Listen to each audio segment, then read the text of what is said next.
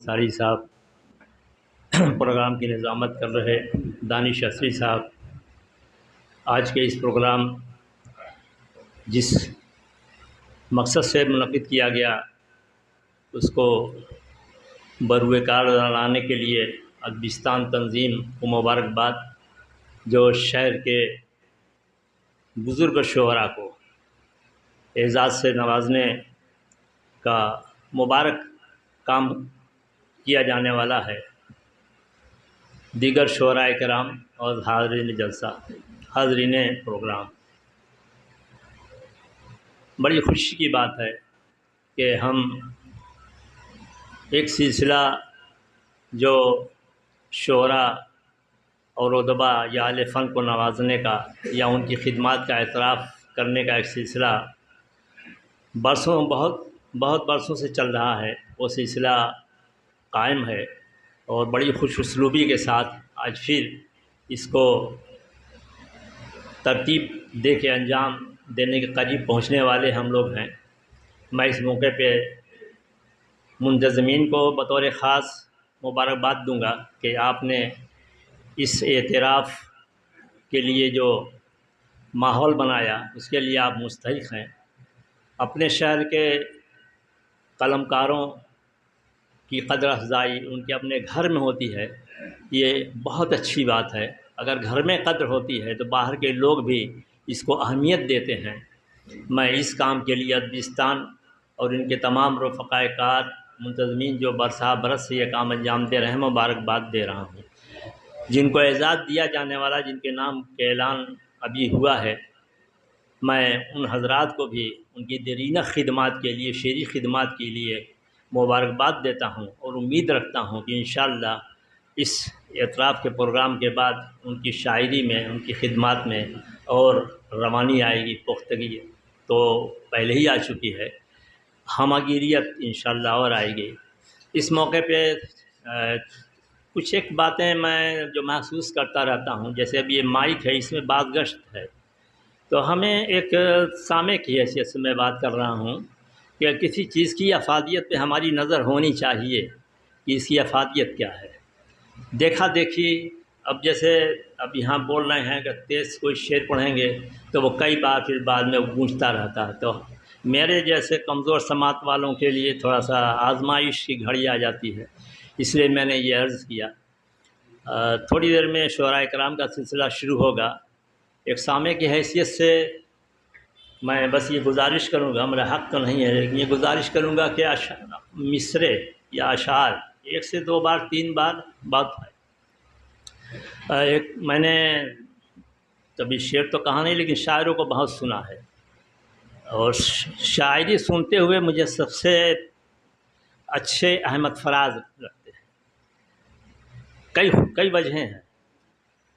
وہ کبھی داد نہیں مانگتے۔ میں نے کبھی احمد فراز کی زبان سے داد نہیں سنی، نہ وہ شعر کو دہرا تہرا کے پڑھتے ہیں۔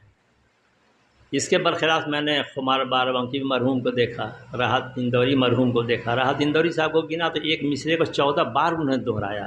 تو میں اس سے زیادہ میں نے سامعین کو مبارکباد دی کہ 14 بار ایک مصرے کو سن رہے ہیں اور مبارکباد دے رہے ہیں، کوئی ہوٹ نہیں کر رہا ہے۔ تو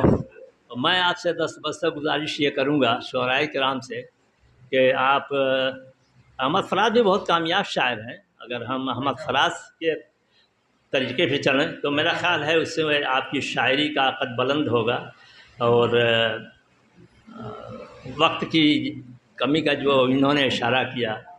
تو اس کا بھی لحاظ ہو جائے گا۔ میں سامعین اور شعراء کرام کے بیچ دیر تک حاوی نہ رہ کے یہ امید کرتا ہوں کہ آج کا یہ پروگرام انشاءاللہ خوش اسلوبی کے ساتھ پائے تکمیل کو پہنچے گا، اور مئو کے ادبی ماحول میں آج کی یہ تقریب ایک سنگ میل نہ سہی لیکن جو بہت سے اہم نشانات ہیں اس میں ایک نمایاں نشان کی حیثیت سے اس کو یاد رکھا جائے گا، اور ہمیں یاد رکھنا چاہیے مستقبل اور حال جو کچھ ہم دیکھ رہے ہیں مئو کو اردو کے تعلق سے، ادبی سرگرمیوں کے تعلق سے، نگارشات کے تعلق سے، شعراء کی شاعری کے تعلق سے ایک مرکزی حیثیت جو ماضی میں حاصل رہی اس سے زیادہ اہمیت انشاءاللہ مستقبل ملنے والی ہے اردو کے تعلق سے، شعراء کرام کے تعلق سے۔ ہمارے جو مرحومین شعراء میں حضرت فضل امین فیضی، اثر انصاری اور بہت سے شعراء کرام کے مجموعہ کلام شائع ہوئے، بہت سے لوگوں کے زیر ترتیب ہیں، کچھ شعری مجموعے اشاعت کے منتظر ہیں۔ میری خواہش ہے، دعا ہے کہ اس سلسلے میں تھوڑا سا اور تیزی آنا چاہیے کچھ شعراء کرام کے تعلق سے، اور جو لوگ ان کی شاعری اور ان کی سرگرمیوں سے ہمدردی رکھتے ہیں، انہیں سرگرم ہو کے اور اس کے لیے کوشش کرنی چاہیے۔ ماضی میں نے دیکھا، اثر انصاری صاحب کے تعلق سے میں عرض کرنا چاہوں گا کہ اگر نسیم اور بقا صاحب ان کے حلقے میں نہیں آئے ہوتے تو شاید اثر انصاری صاحب کے تمام شعری مجموعے اور نثری کتابیں جو شائع ہوئیں شاید وہ نہیں شائع ہو پاتی۔ تو یہ کام بعد میں پھر نسیم صاحب نے بہت اخیر تک کیا۔ وکیل اشرف صاحب کا تحقیقی مقالہ، مطیع الرحمن غاصب کا تحقیقی مقالہ، میرے ذاتی علم میں ہے کہ وہ ان کی کوششوں سے، اور شمشاد عنبر صاحب کے شعری مجموعے ان کی کوششوں سے شائع ہوئے۔ جو کوششیں ماد نہیں پڑنی چاہیے، یہ سلسلہ جاری رہنا چاہیے۔ Fakhruddin Ali Ahmed memorial committee Urdu academy اب بھی مسودات پہ مدد دے رہی ہے، اس سے فائدہ اٹھانا چاہیے۔ انہی الفاظ کے ساتھ میں یہ خواہش رکھتا ہوں کہ جن کے شعری مجموعے ابھی تک منظر عام پہ نہیں آئے ہیں، اور خاص طور سے اچانک صاحب سے میں نے ذاتی طور پر بھی کہا کہ آپ کی شاعری، آپ تو ہندوستان اور بیرون ملک بہت مشاعروں میں سامعین کو فیضاب کر چکے ہیں، اس کو کتابی شکل میں بھی آنا چاہیے۔ تو یہ تو ایک خاص صرف میں اچانک صاحب کے لیے نہیں بلکہ سبھی لوگوں کے لیے کہہ رہا ہوں۔ میری دلی خواہش ہے کہ